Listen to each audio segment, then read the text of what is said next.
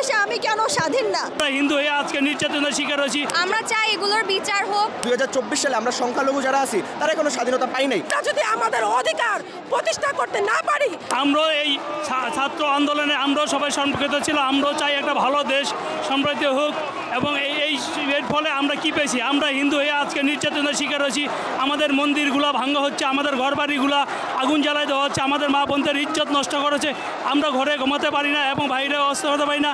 এর জন্য আজকে আমরা এই সমাবেশে আমরা সকল হিন্দুরা একসাথে হয়ে প্রশাসনের দৃষ্টি আকর্ষণ করছি। আমরা দেখছি যে আমাদের হিন্দুদের বাড়িঘর এবং মন্দির সব পুড়িয়ে দেওয়া হচ্ছে। এর জন্য আমরা এখানে আমাদের দাবি আদায় করতে এসেছি। আমরা চাই এগুলোর বিচার হোক। ডক্টর মোহাম্মদ ইউনূস আমাদের অন্তর্বর্তীকালীন সরকারের কাছে আমরা এর শাস্তি আদায় চাচ্ছি। অনেক বহু ধর্মের বাস এখানে, অনেক উপজাতি সবাই মিলে বাস করে। আমার দেশে আমি কেন স্বাধীন না? দেশ স্বাধীন হওয়ার পরও কেন আমি স্বাধীন না? কেন আমার ঘরে আগুন লাগে? কেন আমার ঘরে ভাঙচুর হয়? কেন আমার টাকা লুণ্ঠন হয়? কেন আমার ঘরে আগুন লাগবে? কেন আমার বোনের শ্লীলতাহানি হবে?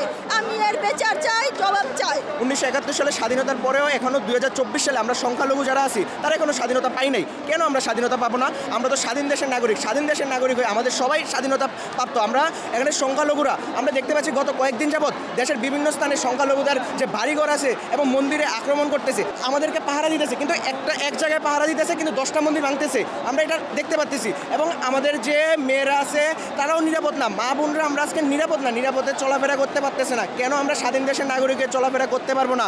আমরা এ দেশের নাগরিক, আমরা এ দেশে বসবাস করি, আমরা কেন এ দেশে নির্যাতিত হব? আপনাদের দেশবাসী সকলের কাছে আমরা জানতে চাই আমাদের উপর কেন অত্যাচার হচ্ছে, আমরা কেন এ দেশ ছেড়ে পালিয়ে যাব? তাই সকলের কাছে আমাদের অনুরোধ, আমরাও যেমন বাঙালি আপনারাও বাঙালি, আমাদেরকে সুরক্ষার জন্য আমরা সরকারের কাছে বিশেষ দাবি ঘোষণা করেছি। সংখ্যালঘুদের উপরে যে নির্যাতন হচ্ছে, মন্দির ভাঙছে, মানুষের ঘরে ঢুকে মানুষদের নির্যাতন করছে, কেন? আমরাও তো বাংলাদেশের, আমাদের কি দোষ?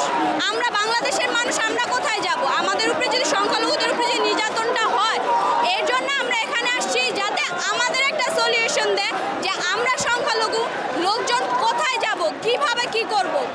ঘরে থাকা আমাদের জন্য অনেক রিস্ক, ঘরে বাইরে কোথাও থাকার মতো অবস্থা নেই আমাদের জন্য। বর্তমানে সরকার চালাচ্ছে, তার উপরে দাবি চাচ্ছি যে আমাদের যেন একটা সেফটি করে দেয়, কারণ আমাদের ঘরে বাইরে কোনো জায়গায় সেফটি নাই। 5 তারিখের পরের থেকে আমাদের সংখ্যালঘুদের ওপর নির্মমভাবে অত্যাচার হচ্ছে।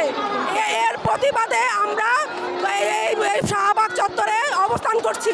আমাদের সনাতনী ভাই বোনদের অধিকার সুনিশ্চিত করার জন্য এই অন্তর্বর্তী সরকারকে আমরা স্বাগত জানাই, কিন্তু আমাদের এই সনাতনী ভাই বোনদের, এই হিন্দুদের, সংখ্যালঘুদের নিরাপত্তা যদি যে নিশ্চিত করতে সে মানে, তাহলে আমরা এখান থেকে অবস্থান সরে যাবে।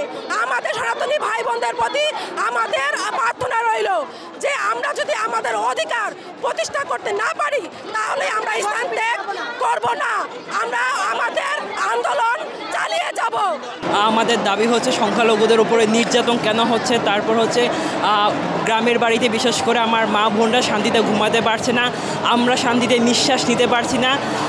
আমাদের দাবি অন্তর্বর্তী সরকার মানে ডক্টর ইউনূসের কাছে জানাচ্ছি এবং স্বরাষ্ট্রমন্ত্রীর কাছে জানাচ্ছি, আমাদের যেন এই 8 দফা দাবি মেনে নেয়। আমরা যাতে সামনে আমাদের পুজো আসতেছে, আমরা যাতে শান্তিতে পুজো করতে পারি। অন্তত আমরা আশা করি নতুন যে সরকার আসবে হিন্দুদের প্রাধান্য দিতে হবে, আর যদি প্রাধান্য না দেওয়া হয় তাহলে সকল হিন্দু হয়ে একতা হয়ে এই দেশ যুদ্ধ করে তুলব আবার নতুন